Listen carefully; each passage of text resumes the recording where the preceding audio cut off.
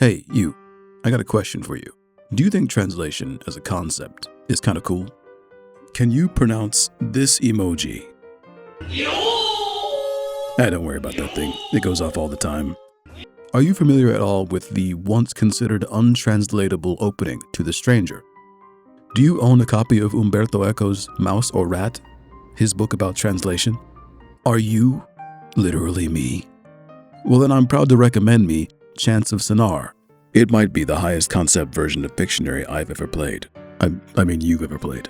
This is confusing, we're stopping. It might also be an invitation to define the world around you with a complicated system of f***s. And that's my crude way of communicating to you a spoiler warning.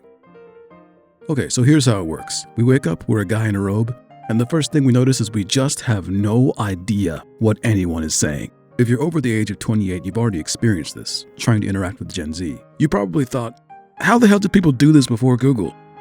It's a neat mechanic that the same tools people would have had to use during first contacts, context clues and trial and error, are the first things we have to learn to use here.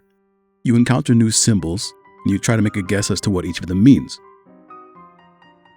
Once you've seen enough symbols in an area, the game automatically pops open a page in the journal where you can try to confirm your guesses against drawings. This section is basically powered by Pictionary. I would say that a pictographically powered dictionary is a necessary increase in detail compared to what you see in the game's world. The game's art style and general look will probably remind you of Sable. That's not a coincidence. This is another work inspired by Mobius. Ironically, despite being inspired by an artist who was renowned for a very intricate and detailed style, some things are just too simplified or too zoomed out to see clearly. Wouldn't normally be an issue in a typical game, but here we are responsible for transcribing what we see into the meaning around us. This definitions page helps out by giving us another dash of context for each action that appears in the game. Here's the thing about Pictionary though. Have you ever had somebody draw and just thought to yourself, he might be going through something right now? For example, what do you think this is? This is be, the notion of existing. As a good example, some things simply are abstract by nature, and they'll take more than a few occurrences to really wrap your head around them. And I felt this was true to life. I mean, what is life if not misusing words? For example, what do you think inflammable means? So the first area, everyone around us is mainly concerned with God. They got a lot of stuff to say about God.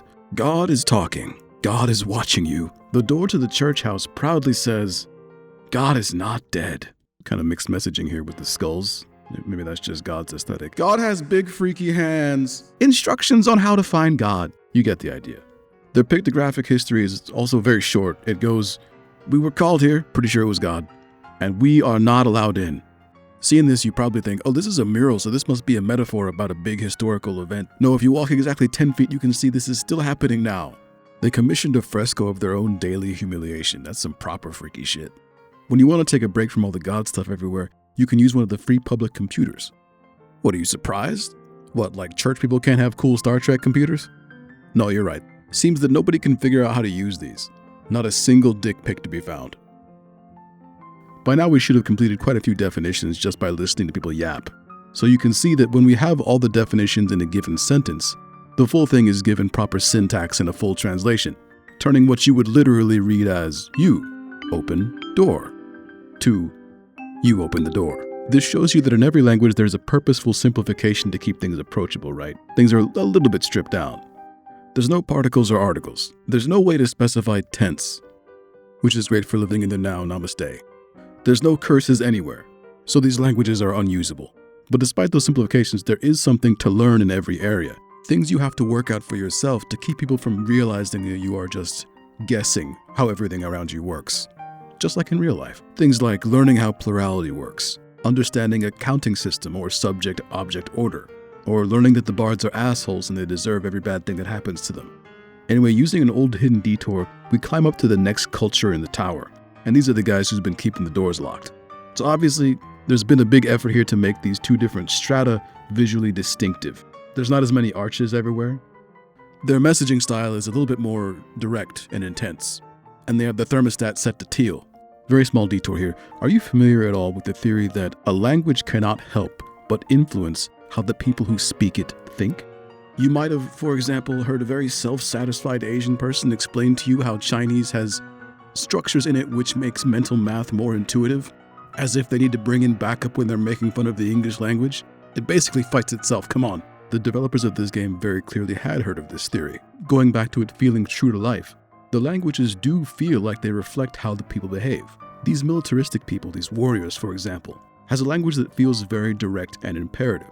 Most of the words you learn are only good for giving commands or direct instructions. You might notice they don't have a concept of I, or you, or we. They only refer to people by role. Warrior, not warrior, watchman. It's a very interesting and satisfying detail that justifies and contextualizes their closed-minded and rigid behavior. And I'm saying all that because these buckethead drone NPC motherfuckers will not let me in the front door and they made me play a stealth section. I don't like stealth, but I especially don't like it in this game, and that's partly because of the control scheme. In general, we approach movement and puzzles with a point-and-click adventure setup. Sometimes, to be honest, when the camera isn't high enough above what you're clicking on, there can be some ambiguous clicks that will make the movement feel kind of wobbly, especially if valid click targets overlap.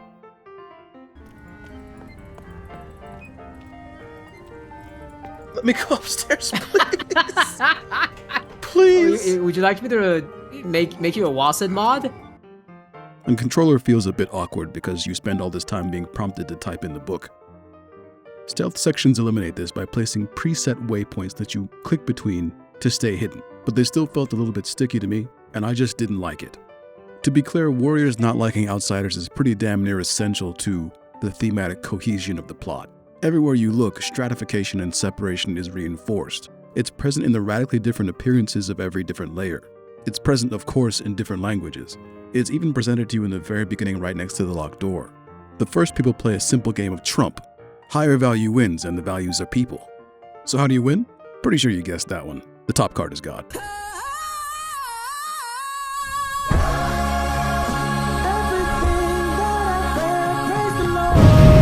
So I fully recognize that having to find a way to fit in or evade detection is important here. Luckily, we steal some clothes and we pass for a warrior and it's fine. And thankfully, stealth is a minority feature of the gameplay.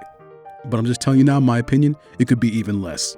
I'm really only griping because the stealth is a low mark compared to the other ways this idea is communicated, which are stellar. To me, the gold standard in a puzzle game, or any game really, is a consistent system and the opportunity to learn how it works and to discover how it might be applied. I've played a fair number of adventure games where the puzzles didn't engage me the way this did. Translating a world so that you can discover its history is a fantastic way to keep players testing the internal logic of the system as a whole. One small thing, the translation here is always on a one-for-one basis, which limits the fun for me. And yeah, I know, I'm describing allowing people to be confused as fun. I'm also tempted to say that I think giving a hard definition once you've confirmed a glyph is maybe a misstep. I would really like to see like a no confirmation mode that you can click into, where you can get confirmation that you're in the right drawing, but you have to set your own definition that isn't provided. Something that really forces you to relate to the language your own way. And also the option to just be wrong. As I understand it, the opportunity to be wrong for large stretches of time is an option in Heaven's Vault, which is a game with a similar subject matter if you're curious about that. I've heard people refer to Chants of Sennaar as the best puzzle game of 2023, and that's probably an exaggeration. When you start throwing around the word best, you get put into the same bracket as much bigger games, even when they're not even in the same genre. That's just how people think. You know, stuff like Baldur's or Elden Ring or, I don't know, let me just see what Steam is recommending me. Sex and the Furry Titty 3.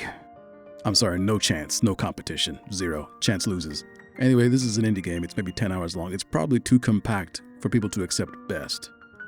But I'm always saying, hey, maybe try to keep your scope under control before it spreads you so thin that you die from it. It's really nice to see proper planning.